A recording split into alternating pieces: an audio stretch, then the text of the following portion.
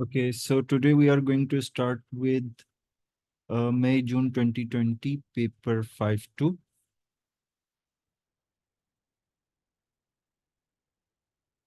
Normally in paper 5 there are 2 questions only. Okay. So let's start with question number 1. Brass is an alloy of copper and zinc. Typical copper concentrations vary from 50 to 85% depending upon the properties of needed in the alloy. Okay. There may be small amount of other metals present. Okay, so usually it is based on copper and zinc, but sometimes other metals are present as well. A student found a method to determine the percentage of copper in a sample of brass. Okay, a known mass of brass powder is reacted with excess concentrated nitric acid. Both the copper and the zinc and any other metal present are oxidized into aqueous ions by the nitric acid.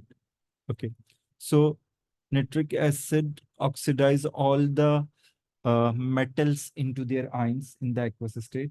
The amount of copper ions present can be determined by titration technique. Okay, so when we got all the ions, what we do, we use another reagent and we do titrate the other reagent with the solution. That solution contains all the aqueous ions like zinc ion present in it, copper ion present in it, and any other ion. But that reagent only reacts with the copper ion. I hope till here is this understandable. Now, in step 1, use a weighing board to accurately weigh by difference approximately 2 gram of brass powder and place the brass into a small glass beaker. Okay. So it must be roughly around 2 grams. Okay. In a fume cupboard, add approximately 20 centimeter cube of concentrated nitric acid to the brass in the beaker. Allow the brass to completely react to form a solution A. Okay. So we add it means that we must add this one in an excess because of this, that all of the brass completely react. So it means all of the powder would disappear or dissolve.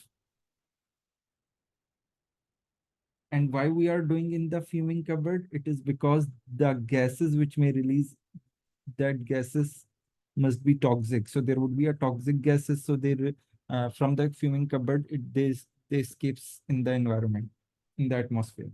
The equation for the reaction is shown. Okay, so they have shown you the reaction with the copper only because we are taking copper into account only. So if you see the reaction here, the oxidation number of copper is 0. And the oxidation number of copper over here gets +2. Okay, if you work on the nitrogen, the oxidation state or the oxidation number of nitrogen over here is +5 in nitric acid. And here it would become +4. So it clearly shows that copper is.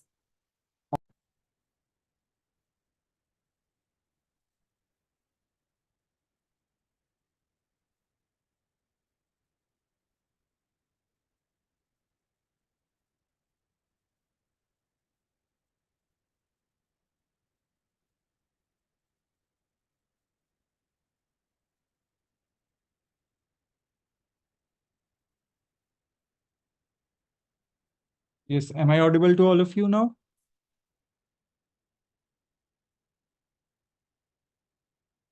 Okay.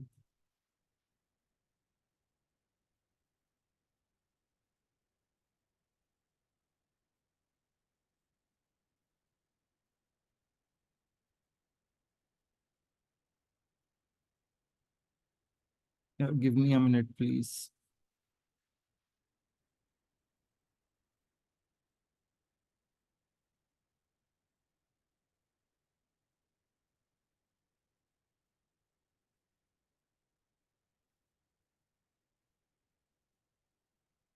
Okay.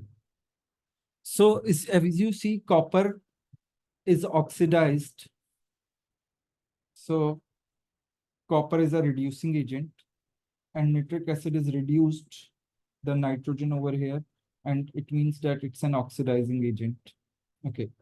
Now in step 3, what we are going to do, dilute all of the solution A to form exactly 250 centimeter cube of solution B. Okay. So we don't know the volume of the solution A, but what we did, we uh, at the this, we dilute it, and on diluting, we made the solution of 250 centimeter cube. Okay. Now place 25 centimeter cube of solution B. Okay. Now let's see, have a scheme that initially we got solution A, which has a copper in positive ions, right? And then we uh, made a solution B on diluting it. It also contains a copper 2 positive ions, and its volume is 250 centimeter cube. Now, from this B, we take out 25 centimeter cube into the conical flask. So obviously, this must be done using a pipette. Now, using a dropping pipette, so dropping pipette is what it is. It's like a dropper. Okay.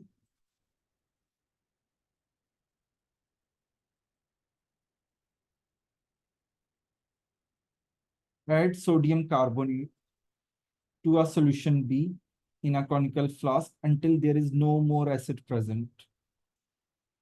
Okay. So see, as I have told you that we have used the acid in excess, so the excess acid is reacted with sodium carbonate. Now, in the step 6, add approximately 20 centimeter cube of aqueous potassium iodide to the conical flask. A white precipitate forms as well as brown solution of aqueous iodine. Okay. Now, after this, fill up burette with 0.1 mole per dm cube sodium thiosulfate. So it is ready for the titration in step 8. Carry out titration of the aqueous iodine produced in the conical flask against 0.1 mole per dm cube sodium thiosulfate. So if you recall this titration, it's iodometric titration in which, can anyone recall the, uh, indicator which we used for this iodometric titration? You all have done iodometric titration in AS level.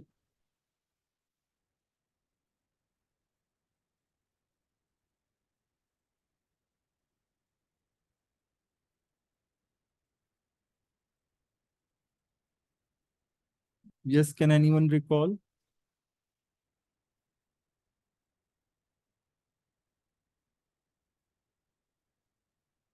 For iodometric titration, we use starch as an indicator. When the solution turns yellow, we add starch, and then we get a blue-black complex, and then adding the thiosulfate again from the burette, we add it till it goes colorless. So the starch is the indicator. Okay. So you have to, when you have to attempt the questions, you have to keep this whole method in your mind. Okay. If any one of you has any query regarding this method, please ask. Otherwise, I'll proceed further.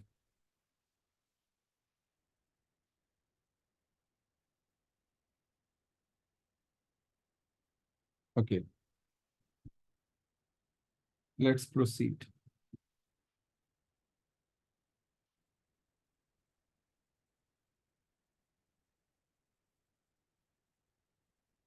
Mm,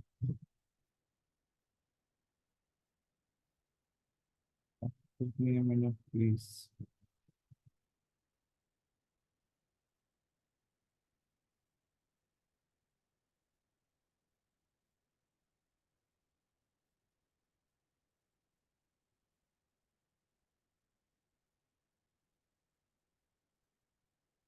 Okay. Yeah.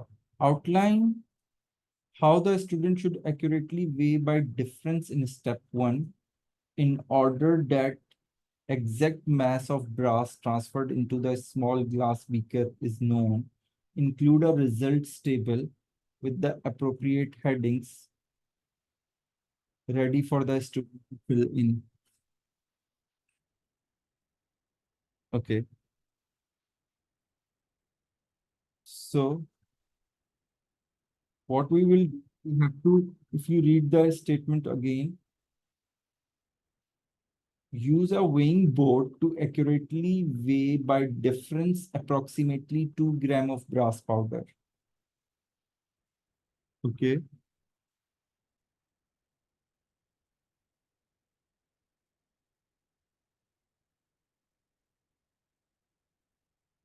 Yeah. So first, uh, board with the brass is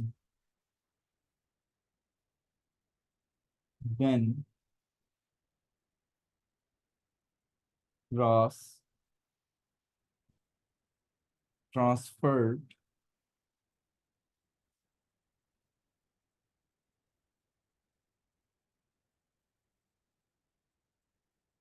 to the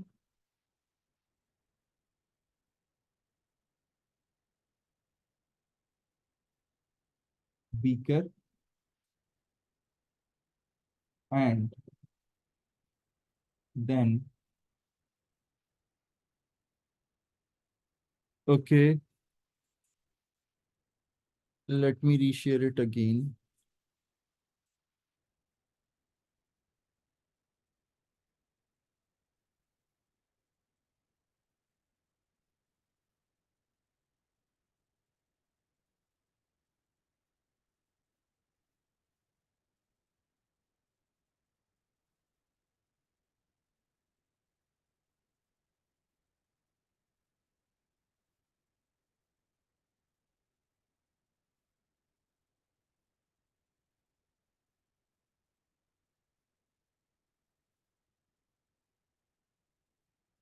Okay. So for first, what we will do, we put some brass in the board, then weigh it. Then we transfer that brass in the beaker and then empty board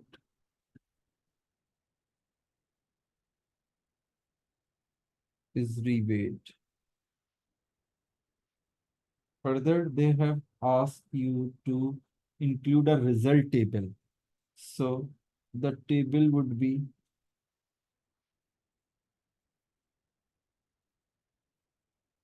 like this.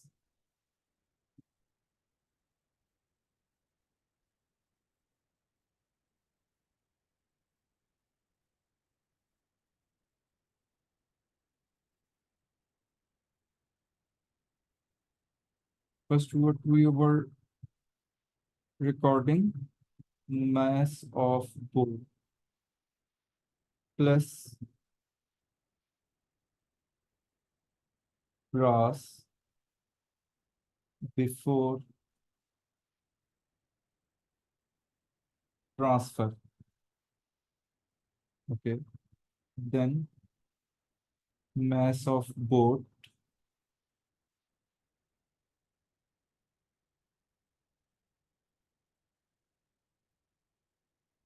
after transfer. Then mass of brass transferred. And remember, in these table, there is always need to put the unit. So you will put slash gram to show in which unit we are recording.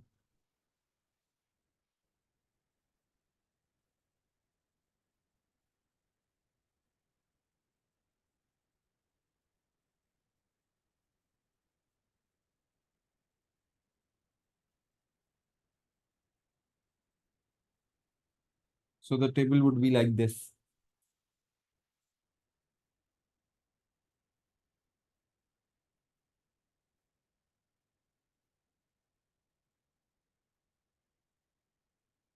Okay, till here, is this clear to all of you?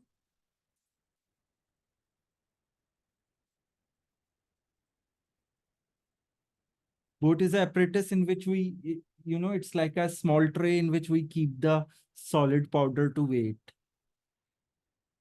Okay, now, so just why it is necessary to do step 2 in a fume cupboard. See, so that's what we have concluded over here. We did it in the fume cupboard. As soon as the gases form, those gases are usually toxic. Whenever there are toxic gases, we do perform that experiment in the fume cupboard, because as soon as the gas forms from the fume cupboard, it does not spread in the lab. Instead, it moves out of the lab from the fume cupboard. So the reason that why we performed in a uh, fume cupboard, it is because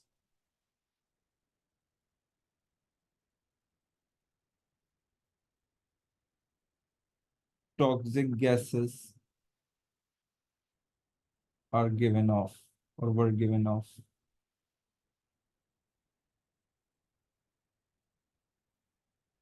Okay. Now, next part, outline how a student should carry out step 3. Include the name and the capacity of the suitable piece of apparatus in which solution B should be prepared. Okay. So remember, you have to prepare a solution. Let's read step 3, then we will discuss. What they are saying, dilute all of the solution A to form exactly 25 centimeters of solution B. So remember, whenever we have to do the dilution, we always, or whenever we have to make the solution, we always make it in a volumetric flask. And if you recall the volumetric flask, its shape would be like this. You have used in lab in paper 3 so many times. Is this recallable to all of you? Bahisht, fume cupboard is a place, it's like a ventilated a place where there is a exhaust, and it has a one, it's like a hood. So as soon as the gas escapes in that particular area, that exhaust takes out all the gas out of the lab. So that's what called fume cupboard. Okay.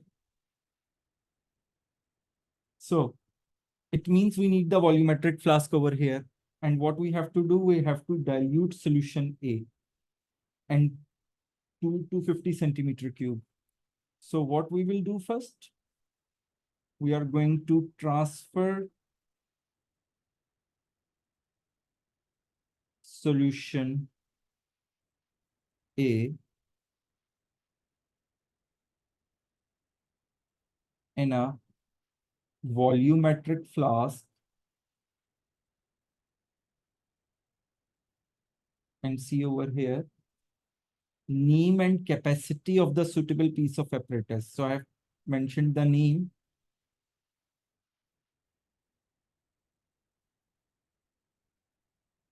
Volumetric flask of 250 centimeter cube. Then how I would make sure that all of the solution A is transferred into the flask from the beaker?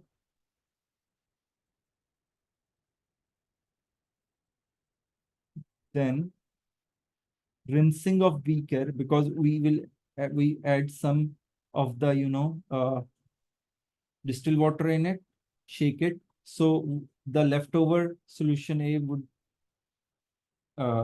mixed with the rinsing, and then that rinsing of the beaker is also transferred into the volumetric flask. Then rinsing of beaker also transferred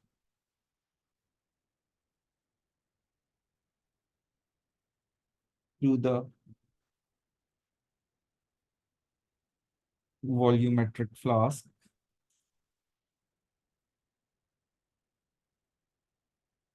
Now fill the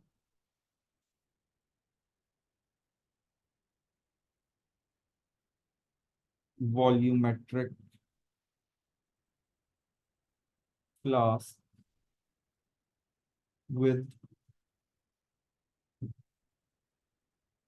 distilled water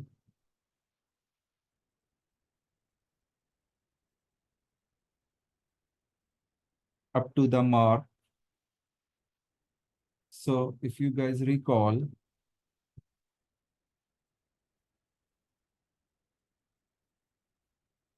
in the neck over here, there is a mark, and here the exact capacity is written. So we will fill this up to the mark so the solution is prepared. Till here, is this clear to all of you?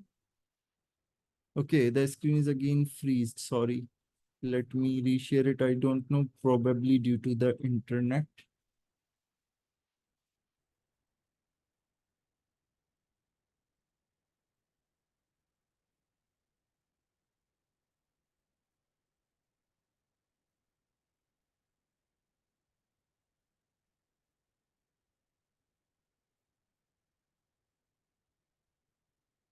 It's not working again.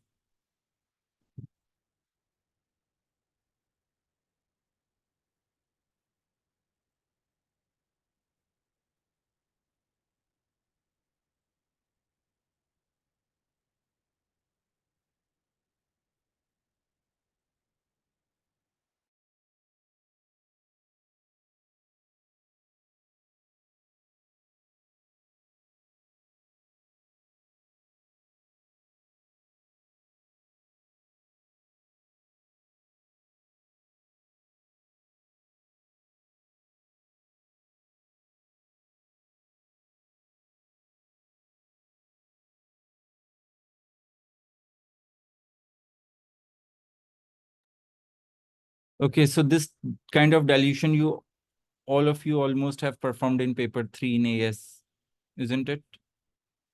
So till here, is this clear to all of you?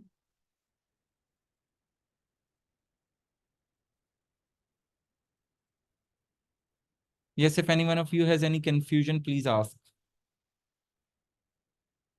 Okay. Now, next part. Name the apparatus needed to transfer solution B into the conical flask in step 4. So if you recall, we have discussed over here.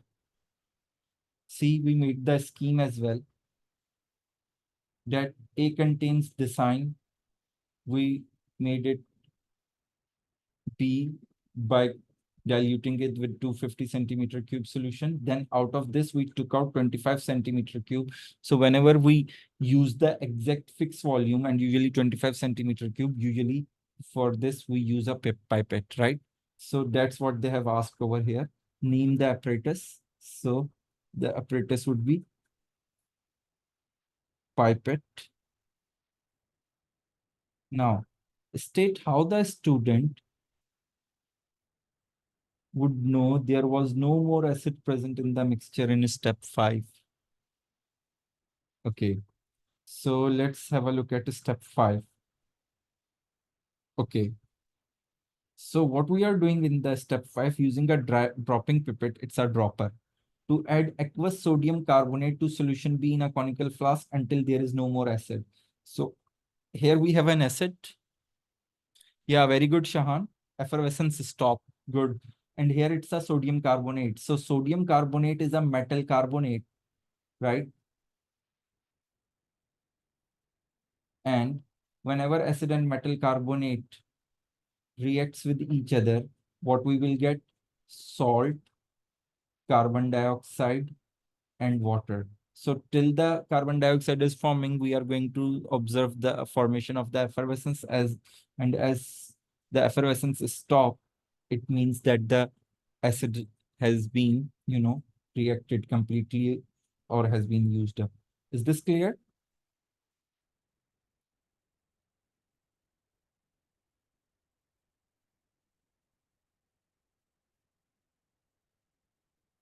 Yes, but if we add the indicator, that there is a chance that indicator would react with anything else as well. And here we are actually, when we are performing the reaction, we are getting observation. So when that observation is stopped, it means that the acid is used up. So effervescence stops.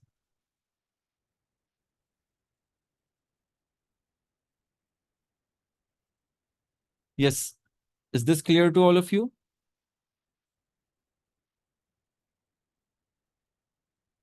Okay.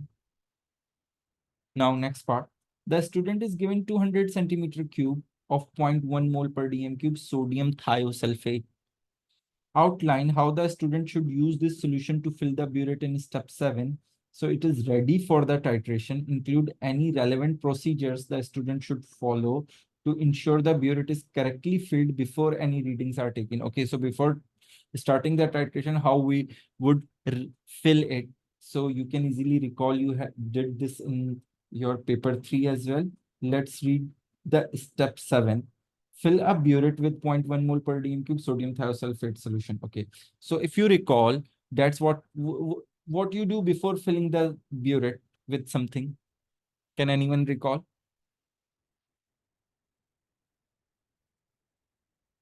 No. Yeah, rinse Hamad and Shahan and Shireh. Very good. So we rinse it, and rinsing are done by two things: one with the distilled water and one with the, washing usually with the distilled water, and rinsing would be done with the, the same chemical which we are going to use. So here we are going to use, yes, Abdullah, uh, you are right as well, but we have to first run some of the sodium thiosulfate from the burette, then we would tap off. Yeah, but we would rinse with the same chemical first. So it's for 2 marks. So for 2 points, we will write first rinse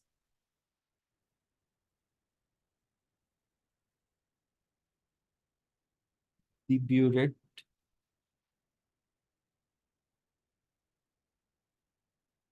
with uh, sodium thiosulfate.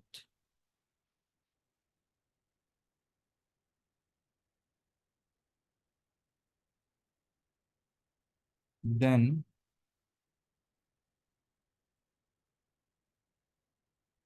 run some sodium sulfate from the tap as well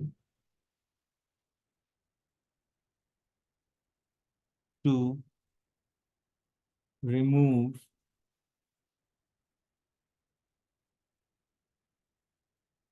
any air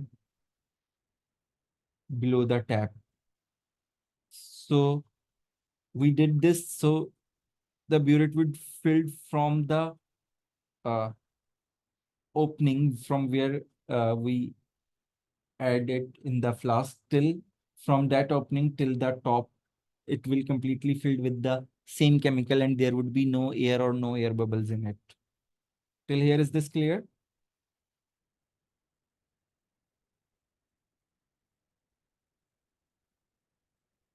Okay. Now, the titration table the student used is shown. Complete the table and calculate the mean titer to used in calculating the percentage of copper in brass. Okay. So whenever we have to calculate the titer, it means the volume used. And for that, uh, we take the difference. Okay. So for first one, it is going to be 20.50. For second one, it's 5, 6, 9. Is it 29.65? Can anyone confirm me, please?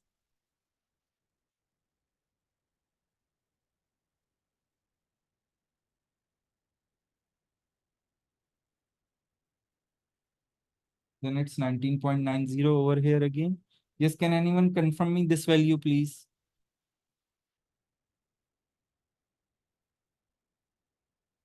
Okay, it's 19, sorry, my bad. 19.65, 19.90, 20.50. And in the next one, it's 5, 5.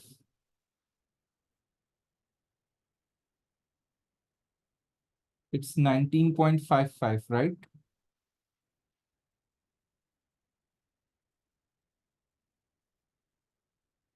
Yeah, 19 point, okay, sorry. 19.75, yes. So if you see over here, for the mean titer, we have to use two values who have the smallest difference and in actually who have a difference of 0.1 only. So if you check here, this one and this one has a difference of 0.1, right? So we keep mark the tick below these two values and then show our working 19.65 plus 19.75 divided by 2. So I think it is going to be 19.70. So that is the mean titer, 9.70. Is this clear?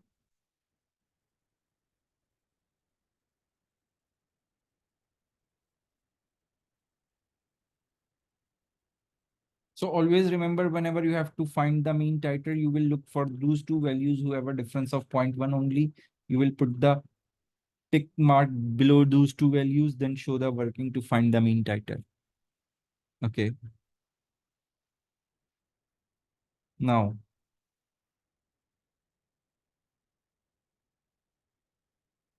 the burette used by a student has graduations of 0.1 centimeter cube. So that is the least count of the burette, isn't it? Determine the percentage error in the titer measured in titration number 2. So in titration number 2, the measurement volume is 19.65, isn't it? And if the least count is 0.1, then it means that the uncertainty would be plus minus 0.05. And if you see, we for, okay, it's titration number 2, sorry. Titration number 2 is not 19.65. Titration number 2 is this. So it's 19.90. Okay. So for any titration, we always check, record the initial burette reading and then the final burette reading. So see, there must be this uncertainty over here as well. And this certainty exists over here as well. It means that the 0.00 is have a this much uncertainty and this 19.90 also have a this much uncertainty, right? So for that, when we have to find the error, we keep the uncertainty times 2 because we took two readings and in each reading we have the same uncertainty. So that's why we keep it 0.05 times 2, then divided by the total volume which we measured in that reading, that is 19.90, then times 100 will give me the percentage error. Is this understandable to all of you? So the answer is 0.503. Yes, Hamad Abdullah, very good. So 0.503%. Mariam, see, they have given us the graduation. If we look at the burette, if you recall the burette has a scale like this, right? So if we look at the smallest scale or the least count, that is 0.1 centimeter cube, isn't it? And if the scale reading is 0.10, so the least count would be always a half of the least count. So the least count would be 0.05. So remember, uh, sorry, the uncertainty would be 0.05. So whenever you have to find the uncertainty, you have to find the least count, which is the smallest scale, smallest value or the smallest unit which that scale can measure. And then if we divide it with the 2, we will get the uncertainty. So uncertainty will help us to identify the percentage error. Is this clear to all of you? Yes, Mariam, did you understand?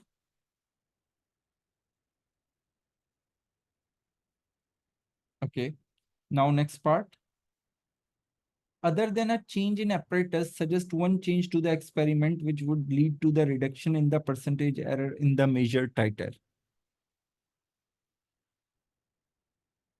Yeah, they are asking not to change the apparatus, but any other change. Okay, Hamad, very good. More brass. See, now think how much volume is used? 19.90. And that is volume is used because we have used let's suppose uh, X gram mass of brass. For example, if I'm going to use, let's say, X plus 3 gram mass of brass. So now the mass of brass would be high, would be greater. And for that greater mass, instead of 19.90, we are going to use the volume that is being used would be more than this, isn't it? So if this value, the value which is in the denominator would get higher, and this remains the constant, so the error would get even more lower. Is this understandable? Instead that we can do what we have obviously used the specific concentration of this solution. So if we lower the concentration of this solution, so lowering the concentration also, leads to the more use of this solution. So the more volume would be used. So this value goes higher. And when this value goes higher, we are going to get a even smaller value than this one. So this will help us to reduce the error. Is this understandable to all of you? So use more. Yes, Abdullah, what is the problem? What you didn't understand?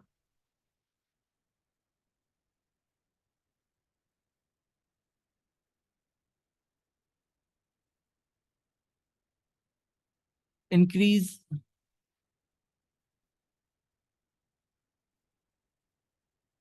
Okay, 1 minute. Yes, Shahan and Abdullah. Use more mass of brass. Okay, think. This volume of the titer has been used for some specific mass of a brass, right? Is this point is understandable?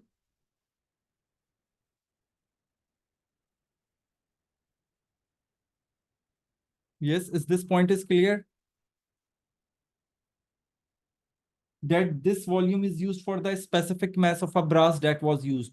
And roughly we have used 2 grams of brass. So for 2 grams of brass, this volume has been used, 19.90 gram. I think my screen is again stuck. Let me reshare it, please.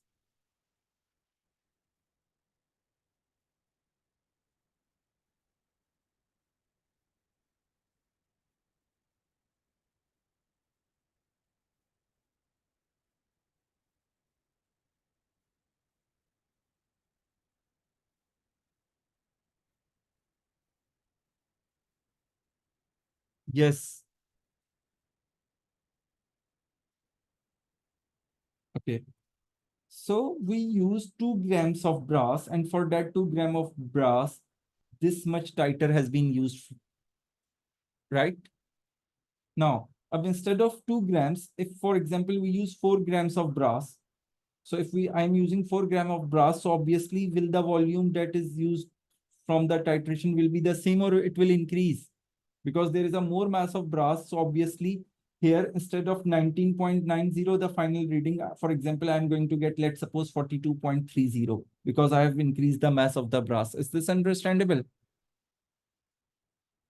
See, now if this volume is double, so if I put the doubled volume over here, what will happen to this result?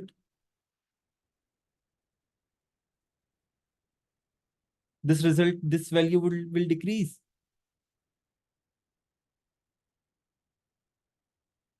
Is it clear now?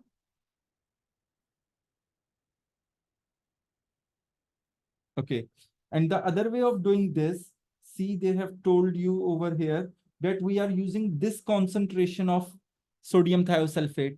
So if we use the diluted solution, for example, instead of 0.1 mole per dm cube, we use 0.05 moles per dm cube of this solution. So it means now the solution same volume contains the less moles than the previous one. So if the moles would get less in the same volume, so now we are not going to get the final reading or this, but we are going to get the final reading higher than this. For example, let's say 40.00. Let's say I'm giving you some value. So obviously, if we are getting this value, so this value has been used over here. So again, I'm going to get the smaller value, a smaller percentage error. Is this clear now?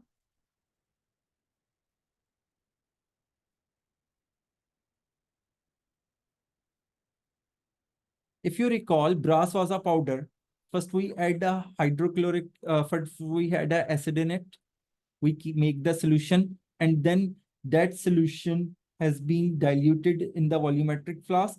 And from the volumetric flask, we take the solution to the flask. And in that flask, we use the, we add the other reagent from the burette for the titration. So the very important thing over here, Shahan, that you have to keep in mind this whole process, or you have to go back and read again and again so you don't lose the, any connection in between. Okay, now,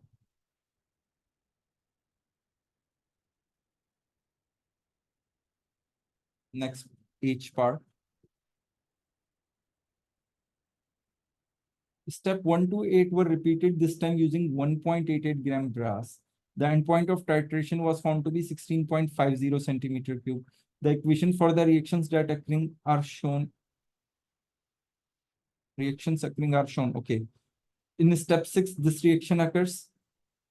In step 8, this reaction occurs. That is our titration. Okay. Determine the number of moles of iodine formed. Okay. When excess potassium iodide was added to 25 centimeter cube of solution B in step 6. Use the data from the repeated experiment in your calculations. Okay.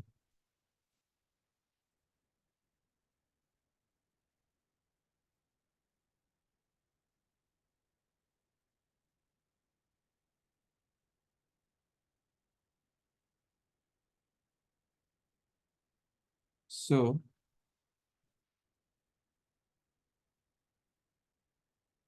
we have 1.88 gram of brass.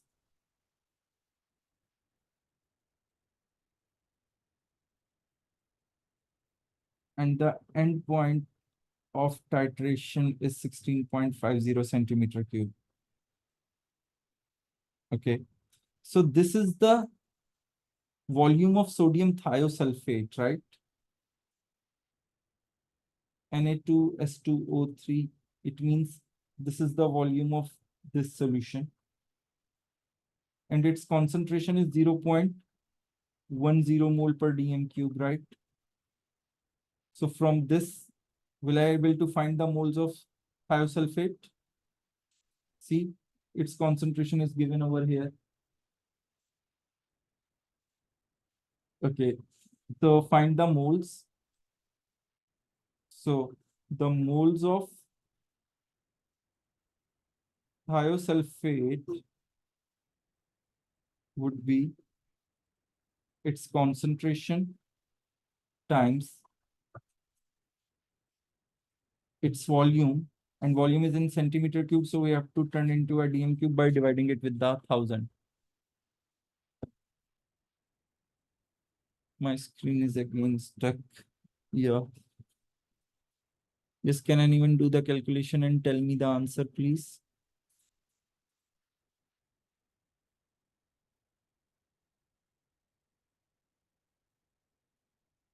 Yes, Abdullah. No, in P4, the mole questions are there as well. Okay. So can anyone tell me the number of moles?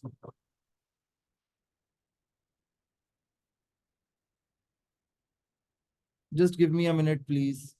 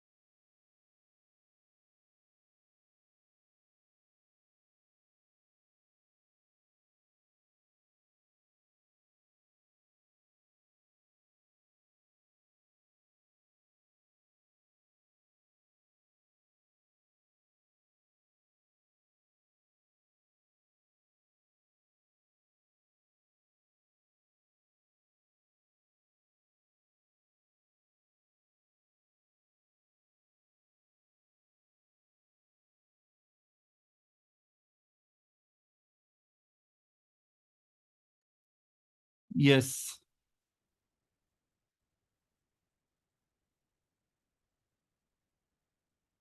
So we got the moles, which are 0.00165.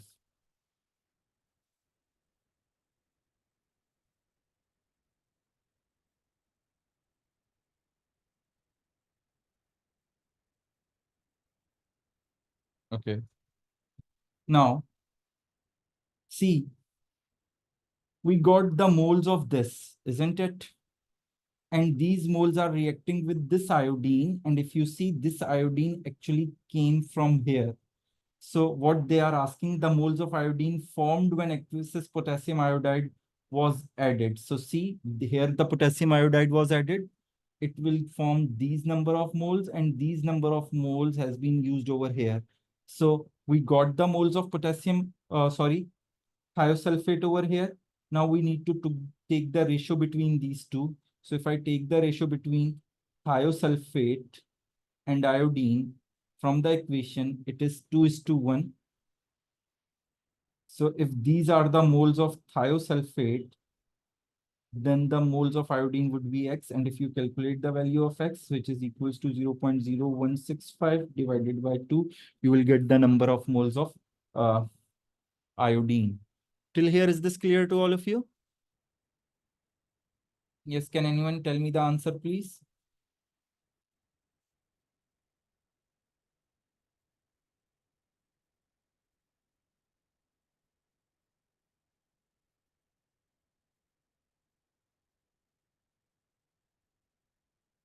Okay, it is 8.25.